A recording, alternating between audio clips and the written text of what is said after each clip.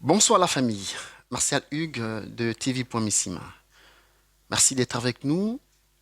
N'oubliez pas de liker la page et de cliquer sur la notification. Alors, aujourd'hui, je vais vous parler d'une histoire qui s'est passée toujours dans la province de Logue-Maritime. Et là, ça remonte à très longtemps. Et comme j'ai coutume de dire, je transmets ce qui m'est raconté afin de faire partager aux autres ces expériences et de pouvoir soit en rigoler, soit en tirer des conséquences. Euh, dans un lac de Port-Gentil, dans le Gouet-Maritime, s'est passée une histoire drôle et qui a laissé beaucoup de monde perplexe. En effet, il y avait dans un village, là-bas, dans le lac là-bas, un monsieur qui avait une jolie fille et sa fille n'avait jamais été mariée. Du coup, elle n'avait jamais eu d'enfant.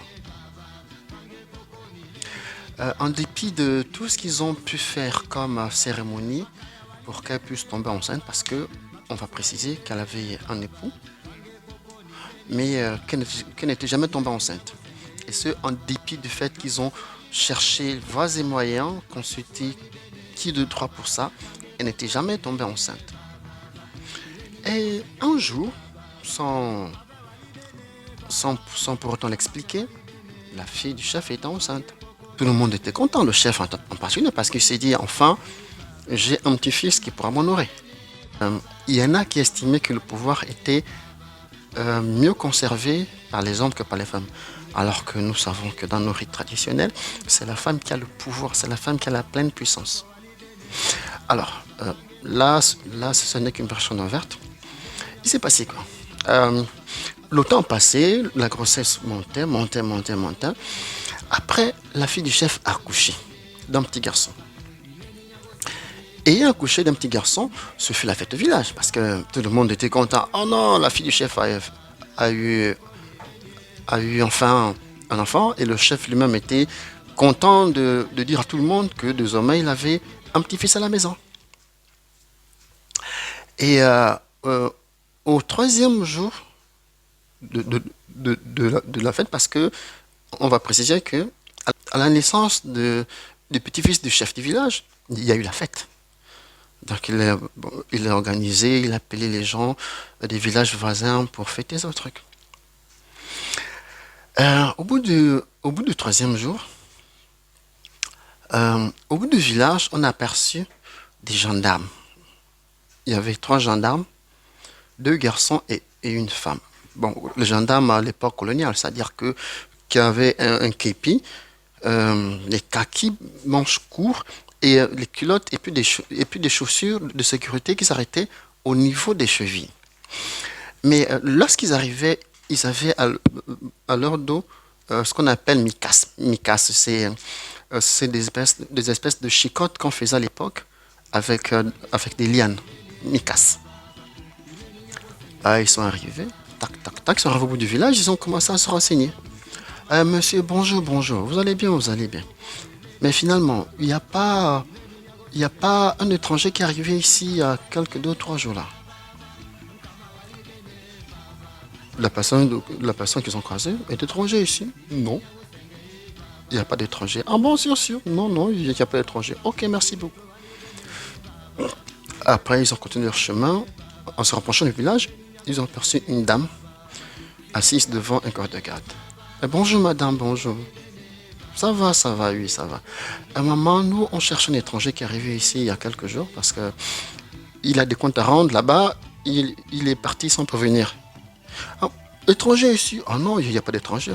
Mais rappelez-vous, il y a pas quelqu'un, un homme qui est arrivé ici il y a 2 ou 3 jours là.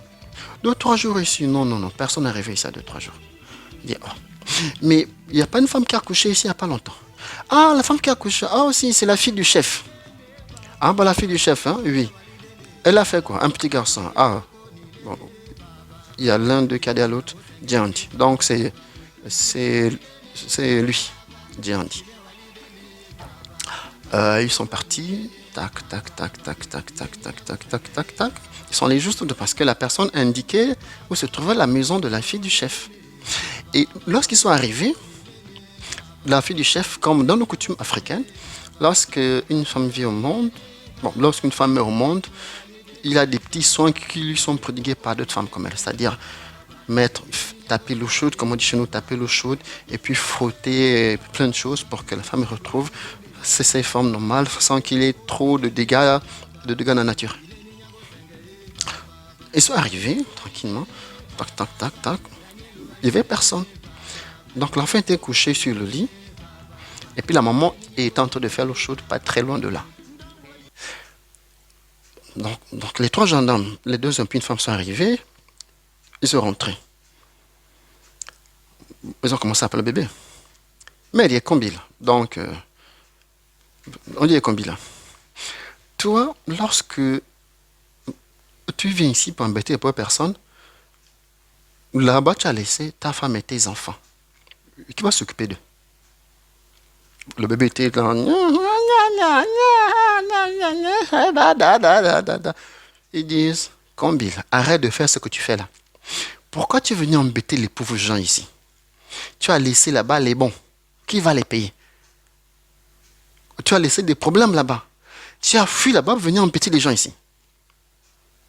Nous, on a pour ordre de te ramener là-bas. Donc, débrouille-toi, il faut qu'on parte. Le bébé était sur le dit. Alors, ce qu'ils ont fait, ils ont pris les chicottes. Et ils ont sorti les liens de dos. Les trois personnes se sont mis en face du bébé. Donc, la femme a dit, Combil, je te dis pour la dernière fois, lève-toi, on va partir parce que nous, on n'est pas venu traîner ici. Lève-toi, on s'en va parce que là, tu es en train d'emmerder les gens ici. La pauvre femme pense qu'elle a eu quelqu'un de bien, donc c'est mauvais comme toi. Lève-toi, on part. Le bébé était sur le lit. Ok. Donc les personnes ont commencé à fouetter le bébé. À fouetter avec la liane là. Fouetter. L'enfant a commencé à pleurer. Ils ont fouetté. Comme ils twined, ils ont fouetté. Au fur et à mesure que l'enfant il pleurait, donc il était en train de grandir. Après, les coups de chicotte étant trop graves, au lieu que ce soit ça fait boukmam, gadiab. Donc je n'ai pas su. Ils ont commencé à fouetter le bébé qui a grandi sur place, sur le lit. Il s'est mis debout. Aussitôt, les gens ont entendu le bruit d'un bébé, ensuite d'une grande personne. Mais lorsqu'ils sont arrivés, ils se sont rendus compte qu'il y avait quelqu'un qui était en train de fuir tout nu, et puis des gens le suivaient derrière avec les chicottes. C'est-à-dire les gendarmes le suivaient avec les chicottes dehors, derrière, en train de le fouetter. Et c'est ainsi qu'arrivé au bout du village, ils ont tous disparu.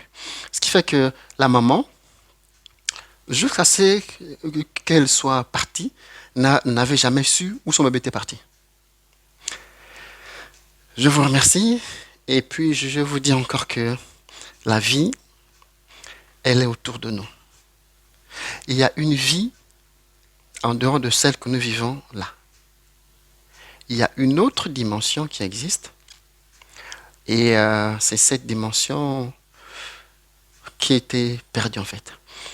Et actuellement, je fais des recherches, j'espère trouver, mais je cherche des informations sur quelqu'un de mystérieux Amandi, Nzembediri. C'est celui qui est descendu du ciel. Dès qu'il a posé un pied au sol, les gens ont crié. Et après, la femme qui descendait aussi, elle est remontée. Là, cette histoire, c'est une histoire vraie, c'est une histoire vécue. Comme toutes celles que je raconte, ce sont des histoires vraies. J'espère avoir de bonnes informations pour ça. Je vous remercie, je vous dis bonsoir et on se retrouve lors de nos prochaines vidéos.